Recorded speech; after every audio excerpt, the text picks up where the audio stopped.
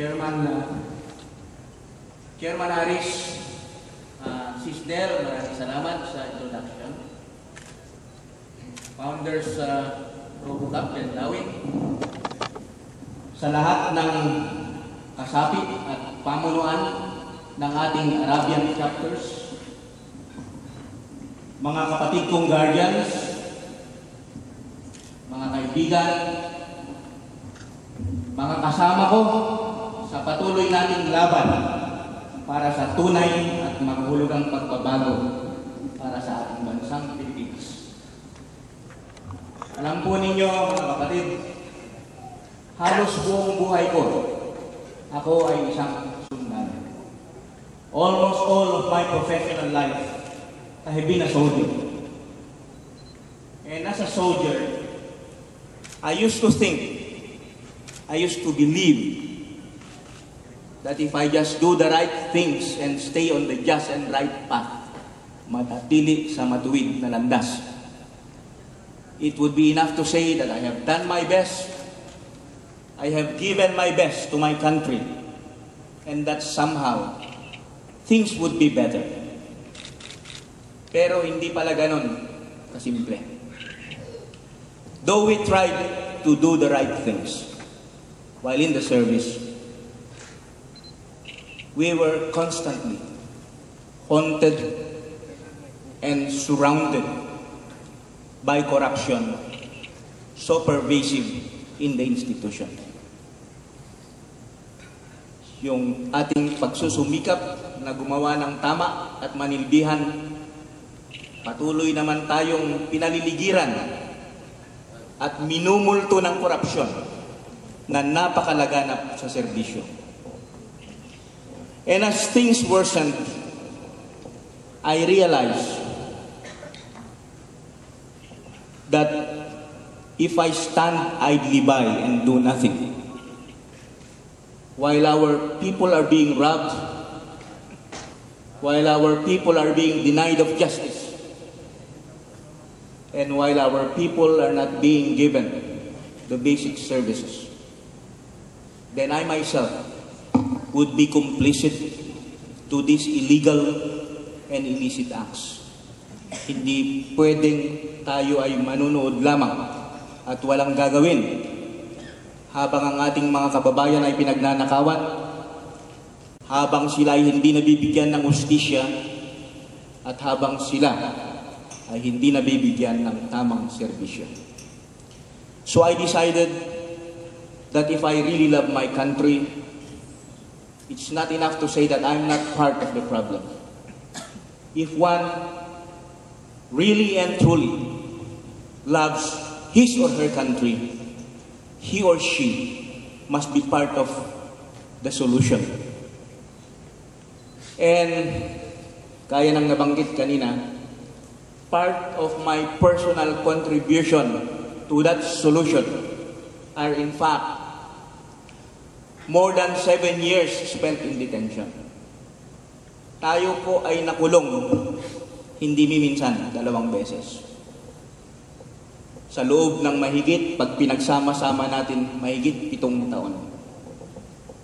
Ako ay nakulong ng halos 3 taon nung ako ay kapitan pa lamang, at ng general na tayo, nakulong na naman tayo ng mahigit 7 taon nung panahon ng dating Presidente GMA. Ibig pong sabihin, tayo ay hindi nagbabago sa ating paninindigan, sa ating prinsipyo, kung yan ang ating pinag-uusapan. Ako ay nakulong dahil pinanindigan ko ang aking pagiging isang guardians. Ang isang guardians ay handang manindigan sa lahat ng panahon at anumang oras para sa katotohanan, para sa katarungan, at para sa kawastuhan. Ano po ang aking kasalanan? Bakit ako kinulong ni dating Presidente GMA? I called her on record a bogus president, a hopelessly corrupt president, and not only hopelessly corrupt, she was also the #1 corruptor of all the institutions in the country. So dahil dyan po, tayo ay ikunulong. If there is one thing I can say about myself, it is the fact that I never was and I never will be a fence-sitter. I have always been willing to stand up and be counted and help try to make a difference para sa ating bansa at para sa ating mga kababayan. As a soldier, I was trained to obey without question. Sumunod ka lang, huwag ka nang magtanong. As in the charge of the Light Brigade, do or die, and not to reason why. But in the process of performing my sworn duties, again, I have witnessed corruption at every level, especially in the higher reaches of the ladder. I have witnessed the deterioration of morals and values while in the service. I started asking questions when the realities I have observed sharply contrasted with the ideals that we were supposed to have internalized. Iba po yung itinuturo, iba yung nakikita natin. At kung natatandaan ninyo, in the early 80s, mayroong movement na nagsimula, yung RAM, Reform the Armed Forces Movement. Tayo po ay sumabi dyan. At it was a reformist movement. We wanted to do some paglilinis, backyard cleaning in our own backyard. Later, we would realize that reforms in the military, no matter how genuine, without accompanying alterations in the other sectors of society, in the bigger picture, would mean nothing. If we agree that the military is a small picture that mirrors the bigger picture, your bigger picture being the other sectors of society, the whole bureaucracy, the government, the whole society. If the universe is corrupt, it necessarily follows that the subset or the microcosm or the small picture that mirrors it is also rotten. That's the reason why yung dating RAM noon would later graduate from a reformist to a revolutionary move. Reform the Armed Forces Movement, naging revolutionaryong alyansang makabansa, na kung saan ako ang incumbent chairman ngayon. Revolutionary, now calling for not mere simple reforms, but now calling for systemic, radical, fundamental reforms, structural reforms, restructuring. At hanggang ngayon ay patuloy pa rin ang ating laban dahil hindi pa rin natin nakikita yung gusto nating mangyari para sa ating bansa. Ano ba talaga ang ating vision para sa mahal nating bansang Pilipinas? What is our vision for our country? Kung ako ang tatanungin, let's go back to the vision of our heroes and martyrs. Yung sinimulan ng ating mga bayaning kanilang dinalang laban. Let's go back and bring to final fruition the struggles of our heroes and martyrs. Naririnig ninyo yung terminong unfinished revolution. Ano ba yon? Ang gusto natin, isang bansa,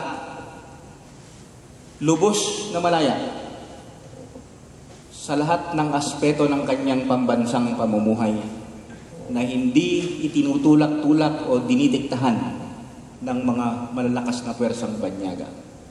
A nation really and truly independent in every aspect of its national life, kung saan ito ay isang merong matatag na ekonomiya, strong and powerful economy, generating jobs for every Filipino willing to work.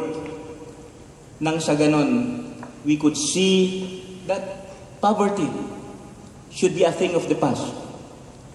where people do not have to shed their dignity in order to survive, where people do not have to beg in order to survive, where there is justice,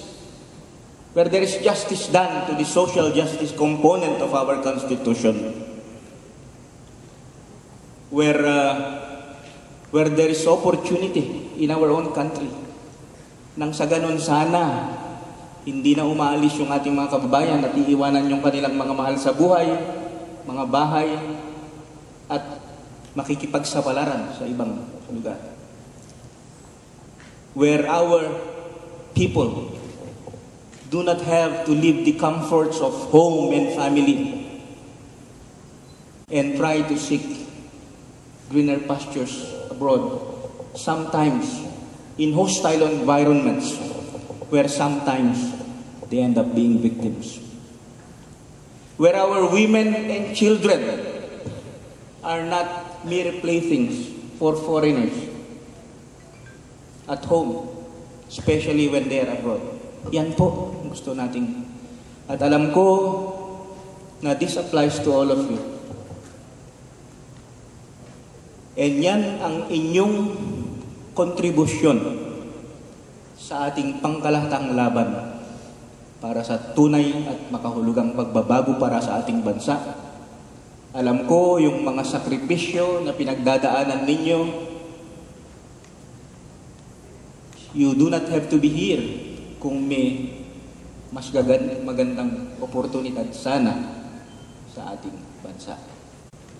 But anyway, I'm really glad and thankful to be here with you today on the 3rd anniversary of the Arabian Scorpions chapter upang makausap ko kayo. Ako ay nagpapasalamat at let this convention, let me call it, sa ating mga guardians, let me call this a convention of reconciliation, of unity, and of brotherhood.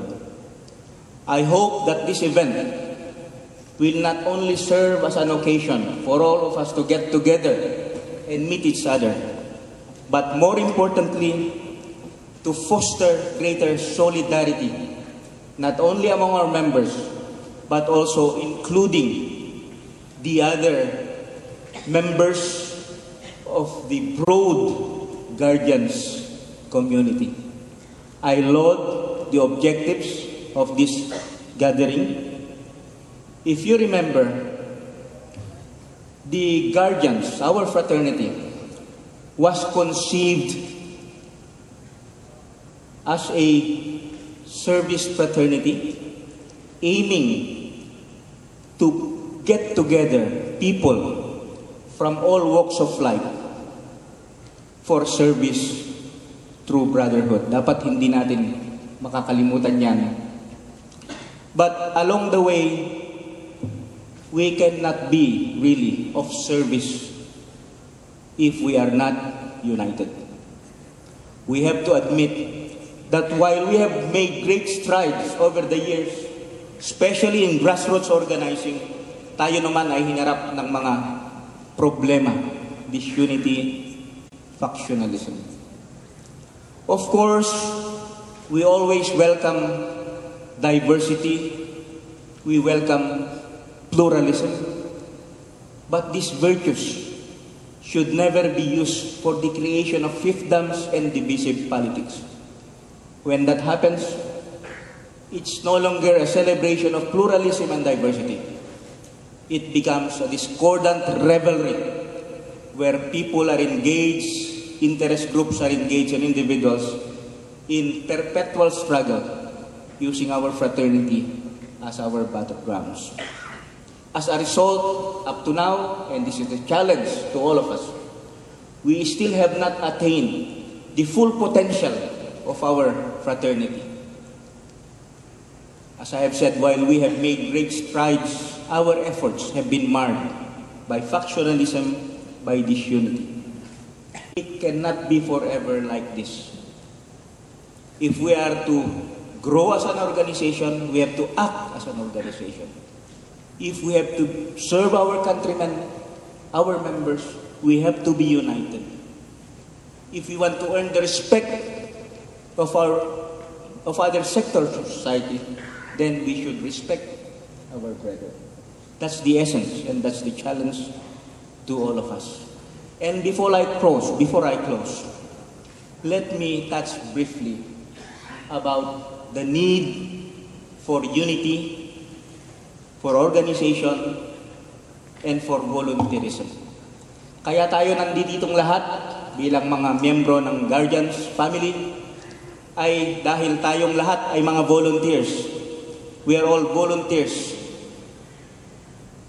Volunteerism is giving a part of ourselves, a part of our time, a part of us to something we believe in, to a cause, to a principle, to a fraternity, without expecting anything in return, without expecting any recognition, without expecting anything lucrative in return for what we do, for what we contribute.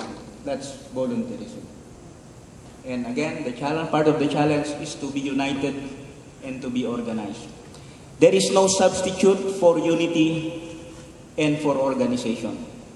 Kaya nga, this is our 3rd year anniversary. Naway, sa bawat taon na madadagdag sa edad ng ating kapatiran, tayo ay lalo pang lumakas, tayo ay lalong tumatag, ang ating hanay ay lalo pang lumawak, at ang ating organisasyon ay lalo pang maging mas makabuluhan, hindi lamang sa pang-araw-araw na buhay ng ating mga miyembro, kundi maging sa mga komunidad na ating kinabibilangan. Let's continue helping try to make a difference, not only in the lives of our members, but also in the respective communities where we belong. Kahit na kayo ay nandito sa ibang lugar, ang komunidad ay nandito, kasama pa rin kayo ang komunidad na iniwanan ninyo ron. So, if we are united, volunteers, and organized, kahit na anong hamon ay mas handa tayong harapin, mas mataas ang ating kumpiyansa na tayo ay magtatagumpay. We will be better prepared to deal with all these problems, challenges, and obstacles. Kaya't patuloy ang ating pagsasama-sama, pagkakapit-busy, pagtutulong-tulong nang sa ganon, sama-sama nating maisulong ang ating mga layunin at adhikain. Sama-sama nating salubungin ang isang mas magandang umaga para sa ating lahat. Mabuhay ang Guardians, mabuhay tayong lahat para sa bansa.